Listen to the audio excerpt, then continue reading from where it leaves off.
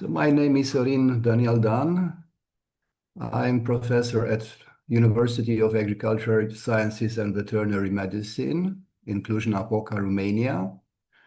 Faculty of Veterinary Medicine, Department of Animal Production and Food Safety. I will present in the next minutes uh, the research of uh, a project regarding evaluation of traditional pork products which are obtained in Transylvania. And of course, the aim of the study was to assess the presence of spoilage and pathogens, which are present in some cases in high number in the case of traditionally products. It's an important part of Romanian's culture, Romanian identity. It's a national heritage, these traditional products, and we have to uh, pay attention to quality and very important to the safety of the products. And for these reasons, competent authorities, veterinarians, they have to monitor carefully. And of course, working together with the food industry, they have to be sure that the products which are placed on the market are safe and wholesome. Very important was to assess and to establish our objectives in order to assess if the products are safe and sound. First, we have to determine the hygienic process criteria to be sure that the products were not contaminating during the slaughtering of the pigs and during processing of the meat by evaluating of the total viable count and number of Enterobacteriaceae according to European Union regulations, but also to assess the presence of psychrotrophic bacteria to see exactly what type of microbes are present in both carcasses and meat products.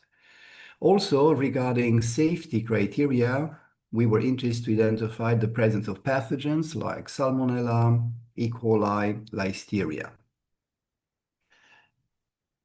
Regarding the materials, we selected 120 pork carcass samples in 2024, 2025. Each month we collected 5 samples in order to meet legislation requirements, and also 20 pork meat samples collected from traditionally processing units.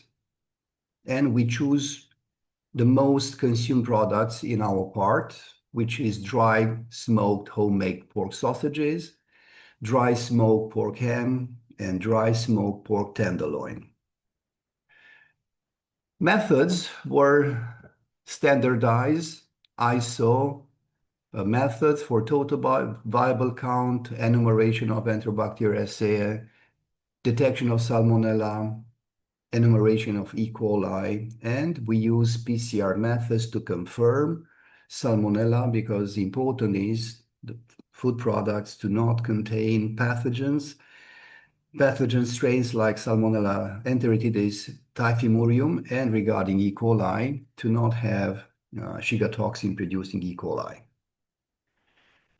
Regarding the results, in this slide, we can see the total viable count in the case of swine carcasses in 2024.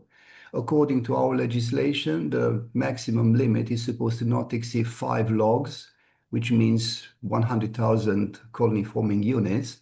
And we can see that majority of samples, they cope with this requirement, but 3 samples, they were at the maximum level, sample number 4, number 8, and number 10.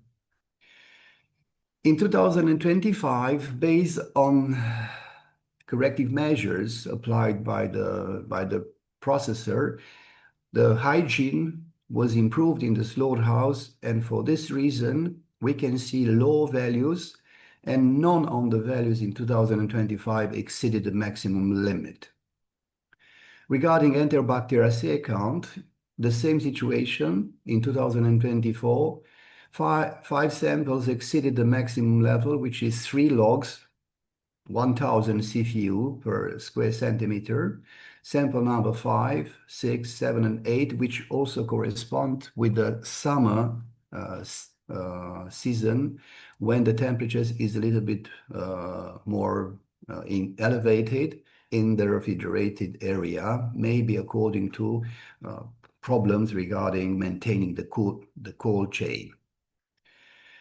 In 2025, based on measures applied in the slaughterhouse to improve the hygiene, only 2 samples exceeded the maximum limit, and the overall quality was improved. When we try to identify what is the microbial population in 2024, we identified some pathogens like Campylobacter jejuni, E. coli, Yersinia enterocolitica, and Salmonella typhimurium. Of course, those samples represented around 40% of non-compliant, because majority of the sample with green, they were compliant. After corrective measures applied in the slaughterhouse in 2025, no pathogen was detected. After confirmation of Salmonella colonies, specific Salmonella colonies using PCR methods, we identified that 4 and 5 samples, number 4 and number 5 sample were positive for Salmonella typhimurium. And of course, based on this activity, the samples and the batch was withdrawn by the processor. And in the case of E. coli, we identified samples number 2, 3, 4, 6, and 7 positive for enteropathogenic E. coli. In the case of meat products, total viable count in the case of dry smoked pork tenderloin was quite low in the case of sample number 2 and 3. Values were around 3 logs, which means 1000 CFU, so not a problem. We do not have any limits in the case of meat products, but the recommendation is to keep the microbial count as low as possible. But in contrast, sample number 4 show high values around 1,300,000 coliforming units. Maybe it was a contamination regarding not respecting good hygiene practices. In the case of dry smoked pork ham, the values were a little bit higher, but not exceeded 1 million. And in the case of dry smoked homemade pork sausages, values were quite similar with the samples in the case of pork ham.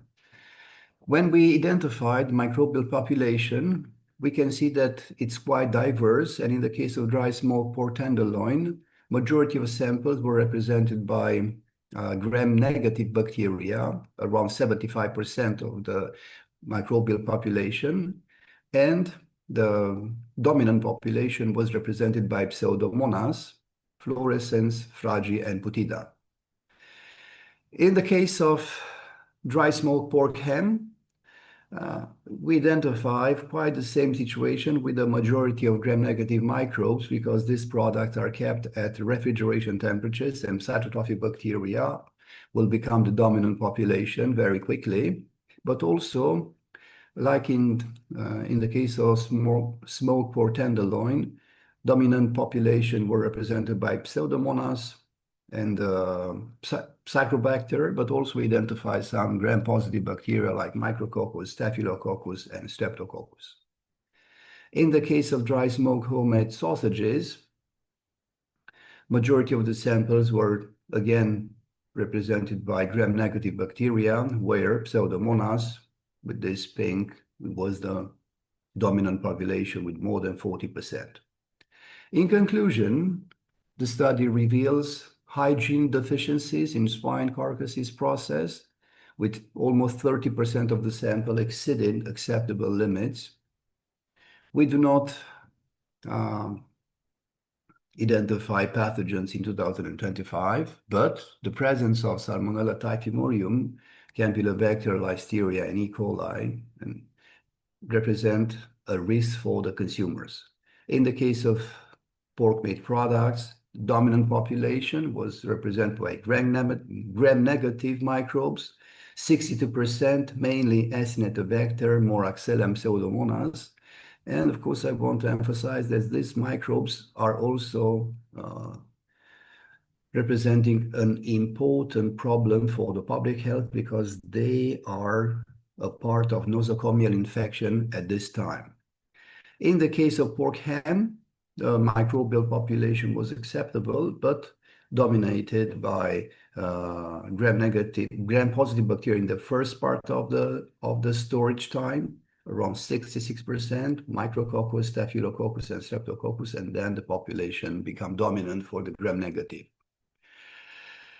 Aeromonas and Yersinia were absent in the case of meat products, maybe according to the process and the salt effects which was used in order to preserve the product.